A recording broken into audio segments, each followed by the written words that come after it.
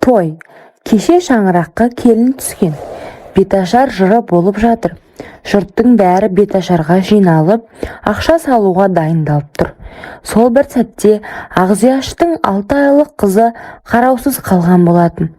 Ақзияш 7 жастағы ұлына бөпеңе қарай тұр.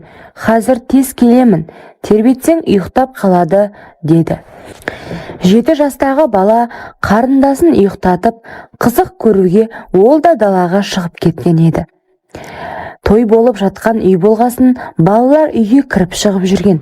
Сол балалардың қайсысы екені белгісіз. Бала жатқан бөлмеге кіріп, сіріңке жағып ойнаған болу керек.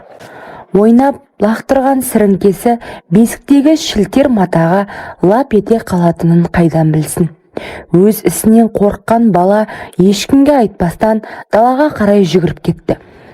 Бөлмеде аяғынан бастап жанып жатқан сәбидің шырылын үлкендер естіді ме, естімегенде болу керек. Үлкендеу апа, әй, үйдегі баланың дауысы қатты шығып жатыр.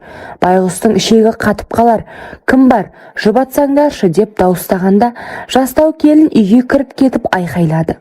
Өрт, өрт, бесік өртеніп жатыр. Елдің бәрі үйге қарай жүгірді. Бесіктегі шырылдаған сәбиінің өртке орануы Ақзияш үшін ең ұмытылмас, кешірілмес күнә болды.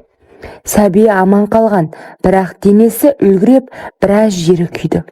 Өмір бойына денесіне мәңгілік тартық боп қалды. Айлап ауруханада жатқан Ақзияш сәбиінен шырылы жүрегін әбден ауыртты. Сол бір жағдайға өзін кінәлі санаған ана қызының жағдайы тұрақталғанша жүдеп кетті. Арада біраз жылдар өтті. Кезінде өрттен аман қалған 6 айлық қыз 6 жасқа толды. Сол бір жағдай денесінде өшпестей із қалдырған болатын. Сол қыздың есімі Майгүл еді.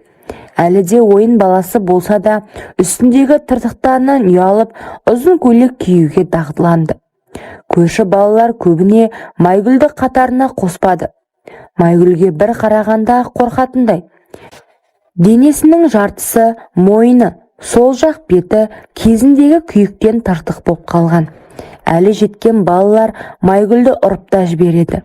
Ол кезде үйге жылап келсе де, үлкендер еш уақытта баланың ортасына түспейтін.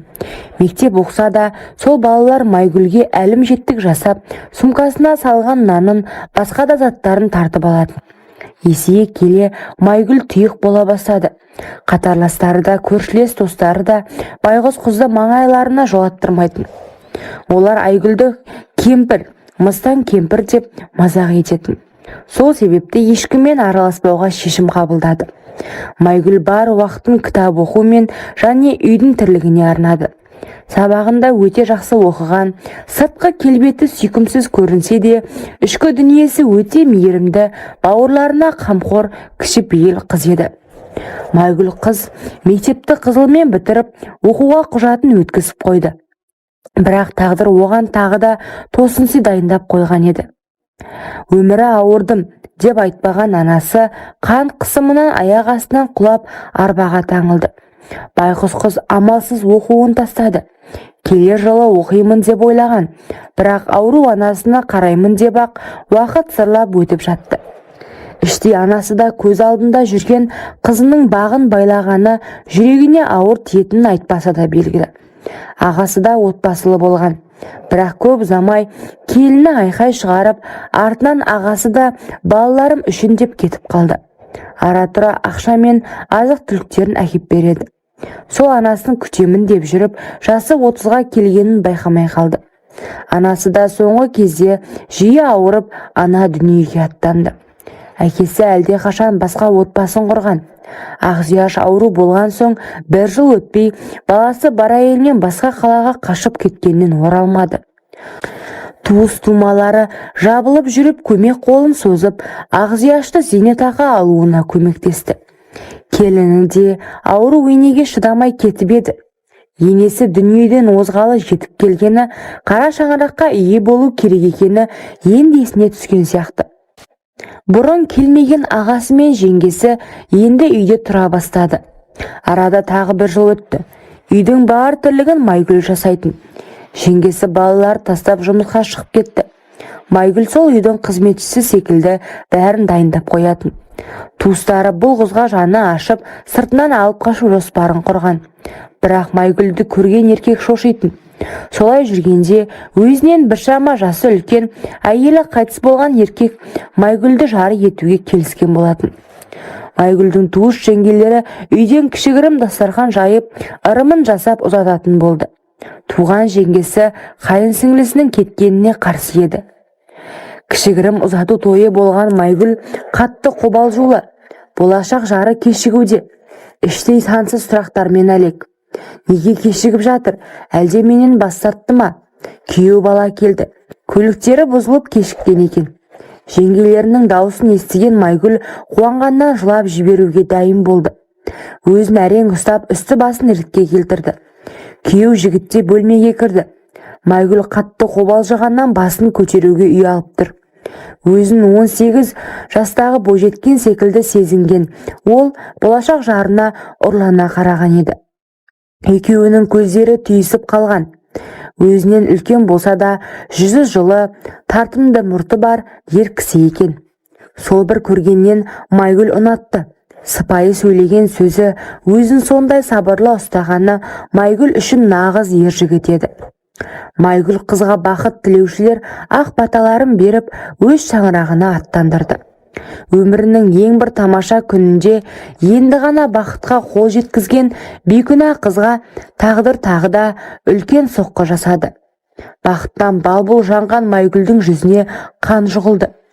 Көлік апатына ұшыраған болатын. Көлік тізгеніндегі туысы аздап жаман су ішкен екен. Бәрі аман қалып, тек Майгүлдің күйеуі басынан өте қатты соққы алып, сол жерде жан тапсырды. Бұл қайғылы қаза бәріне оңай болмады. Артынан қалған балалар да бар еді. Әлде шаңырағына аяқ басып үлгермеген Майгүлді қазаға да қатыстырмай ағасының үйіне әкеп тастады. Сондағы туыстарының айтып кеткен сөздері, келмей жатып күйеуіңнің басын жұттың, саған бекер құда түстік. Бұл сөздер Майгүл үшін тым ауыр еді. Байғұс қыз есінен адасардай күй кешті. Бөлмесіне кіріп алып ұзақ жылады. Туыстары кеп көңіл айтқаны болмаса, туған жеңгесі қайтып келгеніне қуанышты. Сол бір күннен соң Майгүл сөйлеуді қойды. Үндемей жүре береді. Барлық тірлікті өз қолына алған. Туған жеңгесі бұл қылығына дән риза. Одан кейінде туыс жеңгелері келіп, әлі жассың, сені ұнатып жүрген біреу бар екен деген сияқты әңгіме бастап еді. Ештеңеге қарамай туған жеңгесі абысындарын айқайлап қуып шықты. Майгүлге де айтпағаны қалмады. Уақыт шіркін сыбырлап әп-сәтте өте шықты. Арада бірнеше жыл өтіп, Майгүл қартайды. Ағасының барлық баласын өсіріп баққанда Майгүл еді. Қартайғанда туған жеңгесі өткен күннің кінәсі үшін бе, Майгүл 60 жасқа толғанда жеңгесі өз інісіне кемпірі жоқ шалға қосты. Қазіргі таңда Майгүл әже өте бақытты. Өз баласы болмаса да, өгей балалары құрметтеп, келіндері сыйлайтын ене болды. Алла бақытын қартайғанда жолықтырған Майгүл әже шалымен қол ұстасып, Қазақстанның әсем қалаларына ұшақпен жиі қыдырады. Кейіпкердің бұл оқиғасын баяндаған өгей қызы еді. Майгүл әже өмірдегі ең мейірімді қамқор жан.